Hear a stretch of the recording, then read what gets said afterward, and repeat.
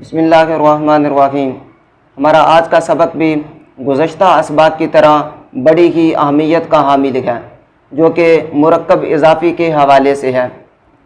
آج ہم مرکب اضافی کی بحث پڑھنے والے ہیں۔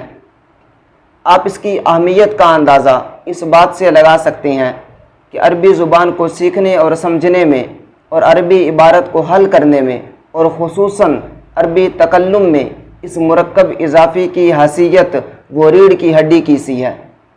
تو آج ہم اس مرکب اضافی کی بحث میں 4 چیزیں پڑھیں گے، یعنی ہمارے آج کے سبق کے 4 عنوانات ہوں گے۔ پہلا عنوان ہوگا عربی مرکب اضافی کی علامات، دوسرا عنوان ہوگا عربی مرکب اضافی کا اردو میں ترجمہ کرنے کا طریقہ، اور تیسرا عنوان ہوگا اردو مرکب اضافی کی علامات، اور ہمارے آج کے سبق کا چوتھا اور آخری عنوان ہوگا اردو مرکب اضافی کو عربی میں منتقل کرنے کا طریقہ۔ تو ہم چلتے ہیں اپنے پہلے عنوان کی طرف، لیکن اس سے پہلے ہم مرکب اضافی کی تعریف کر لیتے ہیں۔ تو مرکب اضافی کی تعریف سادہ الفاظ میں یوں کی جا سکتی ہے کہ ایک اشیاء کی دوسری کی طرف نسبت کرنا، جس کی طرف نسبت کی جائے اس کو مضاف الیہ اور جس کی نسبت کی جائے اس کو مضاف کہتے ہیں۔ مثلا کتاب زیدن، اس میں کتاب کی نسبت زید کی طرف کی گئی ہے، تو زید مضاف الیہ اور کتاب مضاف ہے، یعنی ایک اشیاء کو مملوک اور دوسری کو مالک بنانا۔ تو ہمارے آج کے سبق کا پہلا عنوان ہے عربی مرکب اضافی کی علامات۔ عربی عبارت میں مرکب اضافی کو پہچاننے کی بہت ساری علامات ہو سکتی ہیں، لیکن جو زیادہ تر مستعمل ہے اور زیادہ مشہور ہے وہ تقریباً 12 علامات ہیں۔ تو ان 12 کی 12 علامات کو یاد رکھنے کے لیے آپ لوگوں کو صرف ایک جملہ یاد رکھنا ہوگا جس میں وہ 12 کی 12 علامتیں مضمر ہیں۔ تو وہ جملہ یہ ہے کہ 1، 2، 3 یا 4 اسم بغیر الف لام کی ہوں، ان میں سے کسی ایک کے بعد 3 چیزوں میں سے کوئی ایک چیز آ جائے تو یہ آپس میں مضاف الیہ بنتے ہیں۔ جملہ مکمل ہوا، لیکن اس کی تفصیل ہے کہ ایک اسم بغیر الف لام کی ہو، کوئی الف لام والا اسم آ جائے یا کوئی بھی ضمیر آ جائے یا کوئی علم آ جائے تو یہ آپس میں مضاف الیہ بنتے ہیں۔ بالکل اسی طرح اگر 2 اسم بغیر الف لام کے ہوں، ان کے بعد یعنی تیسری جگہ پر کوئی الف لام والا اسم آ جائے یا کوئی بھی ضمیر آ جائے یا علم آ جائے تو یہ آپس میں مضاف الیہ بنتے ہیں۔ بعینی ہی اسی طرح 3 اسموں کے بعد یا 4 اسموں کے بعد ان 3 چیزوں میں سے کوئی ایک چیز آ جائے تو یہ بھی آپس میں مضاف الیہ بنتے ہیں۔ تو یہ ٹوٹل 12 علامتیں ہوئیں، یعنی ایک اسم بغیر الف لام کی ہو، اس کے ساتھ یہ تینوں چیزیں آئیں، پھر 2 اسموں کے ساتھ، پھر 3 کے ساتھ، پھر 4 کے ساتھ، یہ 4 3 12، یہ 12 علامتیں ہو جائیں گی۔ تو ان میں سے ہم صرف چند ایک کی مثالیں پڑھ لیتے ہیں بطور وضاحت کے۔ ہم علم کی مثالیں پڑھتے ہیں، مثلا یعنی ایک اسم بغیر الف لام کے ہو یا 2 ہوں یا 3 ہوں یا 4 ہوں، ان کے بعد علم آ جائے تو یہ کیسے آپس میں مضاف الیہ بنتے ہیں۔ دیکھیں ایک اسم کی مثال بیت زیدن، اس میں ایک اسم بغیر الف لام کی ہے، اس کے بعد دوسری جگہ پر علم آ چکا ہے تو یہ آپس میں مضاف الیہ ہیں۔ بیت زیدن، زید کا گھر۔ 2 اسموں کی مثال جدار بیت زیدن، زید کے گھر کی دیوار۔ 3 اسموں کی مثال لون جداری بیت زیدن، زید کے گھر کی دیوار کا رنگ۔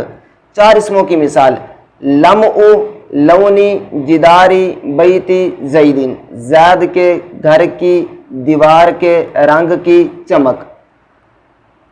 تو اسی طرح علم کی جگہ پر آپ ضمیر کو رکھ کر یا الف لام والے اسم کو رکھ کر مزید 8 مثالیں بھی بنا سکتے ہیں، تو یہ کل 12 علامتیں ہو گئیں۔ تو یہ مخصوص علامات ہیں جو مرکب اضافی کی پہچان بنتی ہیں، لیکن ان علامات کے علاوہ کچھ الفاظ وہ لازم الاضافت ہوتی ہیں، یعنی وہ ہمیشہ مضاف ہوتے ہیں، اگرچہ وہاں یہ علامات نہ بھی پائی جائیں۔ اور وہ الفاظ مثلا لفظ کل ہے، اسی طرح مثل کا لفظ ہے، قبل کا، بعد کا، فوق کا، تحت کا، اور بین کا، اندہ کا، اور اسی طرح اوز اور یوم، یہ 2 لفظ تو جملے کی طرف مضاف ہوتے ہیں۔ تو یہ جو الفاظ ہیں یہ لازم الاضافت ہیں، کچھ جملے کی طرف اور کچھ مفرد کی طرف مضاف ہوتے ہیں، تو یہ ہمیشہ مضاف ہوتے ہیں یہ الفاظ۔ تو ان علامات کو اور ان الفاظ کو یاد رکھ کر آپ اچھی طرح سے مرکب اضافی کو عربی عبارت میں پہچان سکتے ہیں۔ تو ہمارے آج کے سبق کا دوسرا عنوان تھا عربی مرکب اضافی کا اردو میں ترجمہ کرنے کا طریقہ۔ تو یاد رکھنا، مرکب اضافی خواہ وہ 2 اسموں والا ہو یا 4 اسموں والا ہو، ترجمہ ہمیشہ آخر سے شروع کی طرف کیا جائے گا، لیکن درمیان میں کا، کے، کی، را، رے، ری، اپنا، اپنی، اپنے وغیرہ کے الفاظ کو استعمال کرتے ہوئے۔ مثلا ہم نے 4 اسموں والی مثال پڑھی تھی، لمع، لونی، جداری، بیتی، زیدن۔ تو اب دیکھیں آخری میں زید کا نا، ہم آخری سے اس کا ترجمہ کرنے لگے ہیں، زید کے، گھر کی، دیوار کے، رنگ کی، چمک۔ بالکل اسی طرح آپ ہر مرکب اضافی کا ترجمہ کر سکتے ہیں۔ تو اس سے ہمارا تیسرا عنوان بھی کمپلیٹ ہو گیا، چونکہ ہمارا تیسرا عنوان تھا اردو مرکب اضافی کی علامات۔ تو اردو کے جس جملے میں کا، کے، کی، را، رے، ری، اپنا، اپنی، اپنے وغیرہ کے الفاظ آئیں وہ مرکب اضافی ہوتا ہے۔ مثلا میں اردو کا جملہ بولتا ہوں، مرکب اضافی کی علامات کو یاد کرنے کا طریقہ۔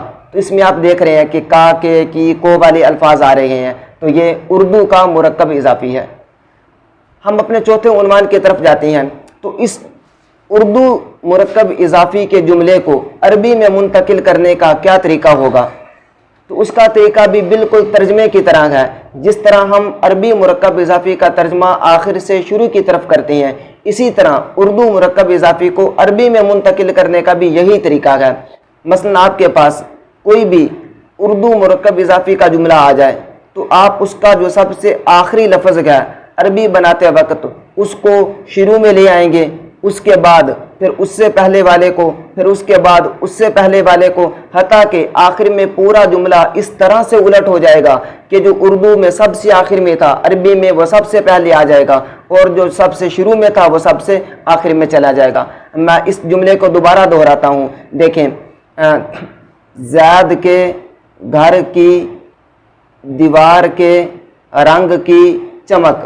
اب دیکھیں چمک آخر میں ہے نا، ہم اس کو عربی میں منتقل کرنے لگے ہیں، تو چمک سب سے آخر میں اور زید چونکہ شروع میں ہے تو زید سب سے آخر میں چلا جائے گا۔ لمع، لونی، جداری، بیتی، زیدن۔